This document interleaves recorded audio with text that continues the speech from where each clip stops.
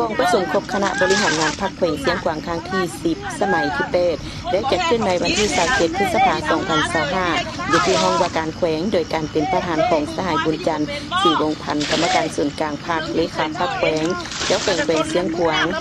มีคณะบริหารงานพรรคแขวงเข้าร่วมโอกาสดังกล่าวสหายเลขาพรรคแขวงได้กล่าวเปิดกองประชุมเน้นให้ผู้แทนกองประชุมจงสุ่มหัวคิดประดิษฐ์สร้างประกอบคำคิดเห็นเพื่อวางแผนเรียกให้ถูกต้องตามท่าแห่งวงซ้อนตามความเป็นจริงคณะบริหารงานพรรคแขวงได้รายงานสรุปตีราคาการนำพาที่นำเรียกงานออกการของคณะบริหารงานพรรคแขวง6 เดือนต้นปีและที่ทางเตรียมการ6 เดือนท้ายปี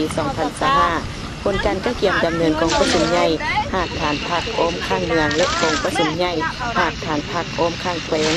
และเห็นคาดคะเนการก็เกี่ยมดำเนินกองประชุมใหญ่องค์คณะพรรคแขวงเห็นพัฒนาเศรษฐกิจสังคมวาระแห่งชาติเกี่ยวกับการแก้ไขความยุ่งยากทางด้านเศรษฐกิจการเงินและวาระแห่งชาติ